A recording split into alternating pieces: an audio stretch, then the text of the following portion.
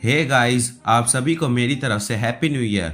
2023 खत्म हो चुका है, जहां इस साल हमने काफ़ी ही अच्छी और काफ़ी बेकार मूवीज़ भी देखी हैं। तो आज की इस वीडियो में मैं अपनी 2023 की अच्छी और बुरी मूवीज़ आप सभी के साथ शेयर करूंगा। मूवीज़ को मैंने रैंक के अकॉर्डिंग नहीं बल्कि उनकी रिलीज डेट के अकॉर्डिंग रखा है और ये मेरी पर्सनल लिस्ट है। तो आप अपनी लिस्ट कमेंट कर नीचे मेरे साथ ज़रूर शेयर करना। तो फिलहाल इस वीडियो को शुरू करते हैं और पहले बात करते हैं अच्छी मूवीज से। लिस्ट की शुरुआत करती है HBO का show the last of us, जिसे सभी ने बेस्ट गेम शो एडेप्टेशन माना है। मैंने लास्ट ऑफ अस का गेम तो नहीं खेला है, फिर भी मैंने इस शो की स्टोरी को काफ़ी एंजॉय किया। पेड्रो पास्कल और बेला रैमजी के शानदार परफॉर्मेंस शो के हाईलाइट थे। पोस्ट अपोकलिप्टिक वर्ल्ड को इतना ब्यूटीफुली और इमोशनली दिखाकर शो ने साल की शुरुआत धमाकेदार की थी। इसके बाद मार्च में हमारे बाबा यागा यानी जॉन विक भाई साहब अपनी जॉन विक 4 के साथ आते हैं। जॉन विक फ्रेंचाइजी मतलब एक्शन, और ये मूवी एक्शन पर काफ़ी शानदार तरीके से डिलीवर करती है। मूवी की एक्शन कोरियोग्राफी, सिनेमेटोग्राफी किसी ब्यूटीफुल पेंटिंग से कम नहीं थी, और ऑल्दो थोड़ी स्टोरी में यह मात खा जाती है पहले पार्ट से, पर जॉन विक स्टोरी के लिए कौन ही देखता है।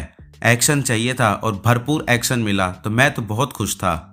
गार्डियंस की टीम की एक फाइनल राइड और इमोशन से हैवी होने के कारण इस लिस्ट में अपनी जगह बनाई है guardians of the Galaxy volume 3 ने। जेम्स गन ने इन गार्डियंस की टीम को एक काफ़ी ही स्वीट गुड बाय दिया है, जहां इसका एक्शन और स्टोरी टेलिंग भी बिल्कुल डिसअपॉइंट नहीं करती। डेफिनेटली इस साल की ये मार्वल की बेस्ट मूवी थी। लिस्ट में पहली हिंदी मूवी आती है मनोज बाजपेयी की सिर्फ एक बंदा काफ़ी है।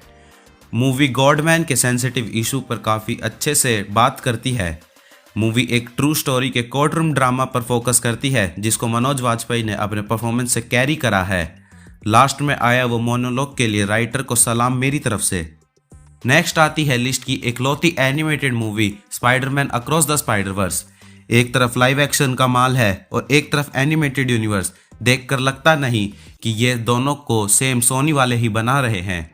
चाहे स्टोरी टेलिंग हो, मल्टीवर्स का कॉन्सेप्ट हो, या फिर अपने यूनिक और गॉर्जियस एनिमेशन स्टाइल, ये मूवी किसी चीज़ में भी बिल्कुल कम फील नहीं होती। और इसके next part beyond the Spider-Verse के लिए मैं बहुत ज़्यादा एक्साइटेड हूँ। इस लिस्ट में नेक्स्ट मूवी है क्रिस्टोफर नोलन की रॉबर्ट जे ओपनहाइमर की लाइफ पर बनी बायोपिक ओपनहाइमर। मूवी में क्या ही नहीं था, नोलन का माइंड ब्लोइंग डायरेक्शन, लुडविग गोरेंसन का ओवरवेलमिंग म्यूजिक और किलियन मर्फी और आरडीजे के तौर पर इस साल की one of the best master class acting. इस सब को मिला दो ब्लैक एंड व्हाइट और कलर में चेंज होने वाले सीन्स और आईमैक्स स्क्रीन का एक्सपीरियंस, और ओपनहाइमर इस लिस्ट में एक ऑब्वियस एंट्री थी। इजीली ये मेरे लिए इस साल की बेस्ट मूवी थी और उम्मीद है इसे ऑस्कर्स में भी वही प्यार मिले। सितंबर में रिलीज हुई हमारे SRK की इस साल की दूसरी मूवी जवान, जहां हमने विक्रम राठौर के रूप में इस साल का one of the best mass character देखा। SRK का डबल रोल, बाप बेटी की कहानी और एटली का मास्टर जिसके साथ अनिरुद्ध का म्यूजिक एक काफ़ी ही एंटरटेनिंग वॉच बनाता है, जो कि एक प्योर थिएटर एक्सपीरियंस मूवी थी। नंबर 8 पर यहाँ आती है हाल ही में रिलीज हुई विक्रांत मैसी की मूवी 12th फेल, जो कि इजीली इस साल हिंदी सिनेमा की one of the best movie थी। मूवी मेरे लिए ही नहीं बल्कि सभी के लिए एक सरप्राइज थी, और ऐसा कोई डिपार्टमेंट नहीं है जहां मूवी मिस करती हो। मूवी का डायरेक्शन, मूवी की स्टोरी, मूवी के इमोशंस, मूवी में एक्टर्स का परफॉर्मेंस, सब कुछ बिल्कुल टॉप नॉच था, जो आपको अपने अंदर ढाल लेती है। और ये मूवी सारा प्यार डिजर्व करती है जो इसे फैंस से मिल रहा है। इसके बाद आता है हमारा गॉड ऑफ मिस्चीफ और अब गॉड ऑफ स्टोरीज। मैं बात कर रहा हूँ लोकी सीजन 2 की। ये मार्वल का वो शो था जिसका हम इतने टाइम से वेट कर रहे थे। लोकी वो सेलिब्रेशन था जहां MCU फैंस यूनाइट हुए, थ्योरीज बनाई और लोकी को उसके ग्लोरियस पर्पस को फुलफिल करते देखा। शो बिल्कुल परफेक्ट था, जहां लोकी के कैरेक्टर को ये एंडिंग मिलते देखना काफ़ी इमोशनल और सेटिस्फाइंग था। लास्ट एंट्री बताने से पहले कुछ ऑनरेबल मेंशंस की बात करें तो रजनीकांत सर की जेलर, नेटफ्लिक्स और यशराज का collaboration railway man, Raj and DK का Netflix show guns and Gulaabs और टॉम क्रूज की मिशन इम्पॉसिबल 7। साल को एंड किया 3 घंटे के रन टाइम के साथ एनिमल ने, एक बाप बेटे की वॉयलेंट और ब्लड सॉक्ड कहानी। एनिमल अपनी कंपेली स्टोरी लाइन से ऑडियंस को कनेक्टेड रखती है, जहां रणबीर कपूर का परफॉर्मेंस जनरेशन तक याद रखा जाएगा। संदीप रेड्डी वांगा ने कहा था वो हमें वॉयलेंट फिल्म दिखाएंगे, और उन्होंने उस पर डिलीवर किया है, जहां इसके बाद हम फैंस एनिमल पार्क का वेट नहीं कर सकते। ये तो हो गई अच्छी मूवीज की बात। अब आइए बढ़ते हैं वर्स्ट सेक्शन पर, क्योंकि इस साल हमने एक से बढ़कर एक टट्टी फिल्में भी देखी हैं। तो एक एक कर आइए उन पर बात करते हैं। सबसे पहले इस लिस्ट में जगह बनाई है कार्तिक आर्यन की शहजादा ने। ये मूवी अल्लू अर्जुन की आला वैकुंठु पोरुमुलम की हिंदी रीमेक थी। उसकी रीमेक कम और सस्ती कॉपी ज़्यादा लगती है। ओरिजिनल मूवी का वो चार्म, वो क्वर्कीनेस सिर्फ अल्लू अर्जुन ही मेरे हिसाब से पुल ऑफ कर सकते हैं, और कार्तिक की ओवर एक्टिंग कुछ मूवी को सपोर्ट नहीं करती। अगली जगह बनाई है कब्ज, नहीं मेरा मतलब कब्जा ने। मूवी अपना ओरिजिनल कुछ नहीं करती और सिर्फ केजीएफ ऑन माल न्यूट्रिशन लगती है। मूवी में ना कहानी है, बस केजीएफ का टोन पैलेट उठा लिया और उसे लाउड बैकग्राउंड म्यूजिक के साथ मिलाकर लोगों को पागल बनाने की कोशिश करी है। लिस्ट में आते हैं हमारे भाईजान अपनी रोजगार योजना, किसी का भाई किसी की जान के साथ। फरहाद नोलन स्नाइडर सामजी की बनाई हुई मूवी, जिसमें सलमान भाई ने भी उतना ही इंटरेस्ट से काम किया है जितना आपका क्रश आपको इंटरेस्ट दिखाती है।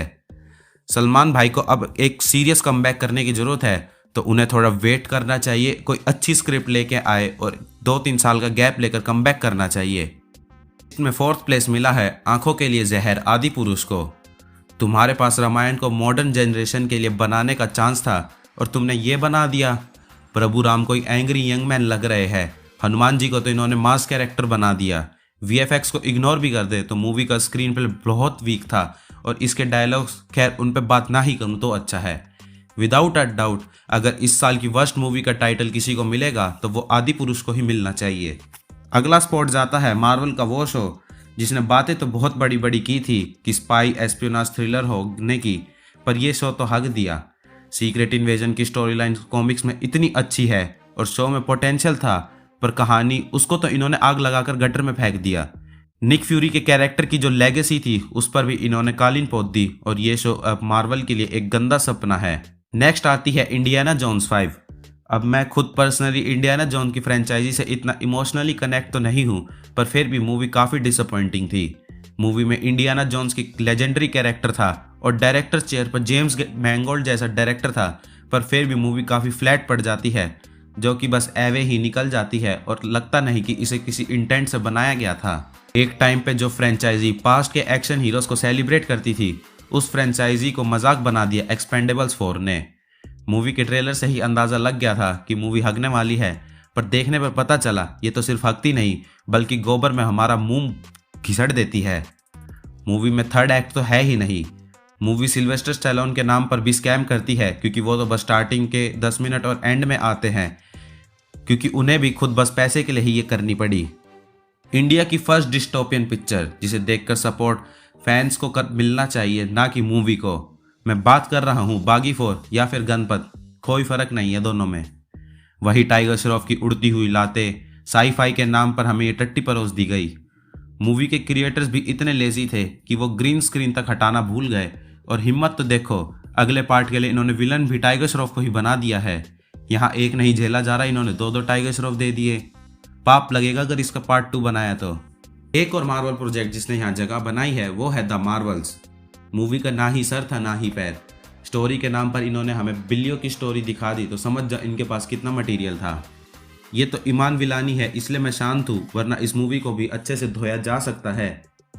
लिस्ट को एंड करते हैं जैक स्नाइडर की मूवी रेबल मून पार्ट 1 से, जो कि इस साल की one of the biggest disappointment मैं मानूंगा। इतनी बड़ी बड़ी बातें कि हम स्टार वॉर्स का R-rated वर्जन बना रहे हैं और रिलीज के टाइम वही डायरेक्टर्स कट वाली हरकत करके फैंस के साथ गलत किया है। कहानी काफ़ी अधूरी अधूरी फील होती है, और मैं एक जैक स्नाइडर फैन हूँ और एक्सटेंडेड कट तो देखूंगा, पर फिलहाल तो रेबल मून पार्ट 1 मेरे लिए काफ़ी डिसअपॉइंटिंग मूवी थी। खैर, इस वीडियो को अब फाइनली यहीं रैप अप करते हैं। साल 2023 कंटेंट के मामले में काफ़ी डाइवर्स था और उम्मीद करते हैं कि 2024 में भी हमें अच्छी मूवीज़ ज़्यादा और बुरी मूवीज़ कम देखने को मिले।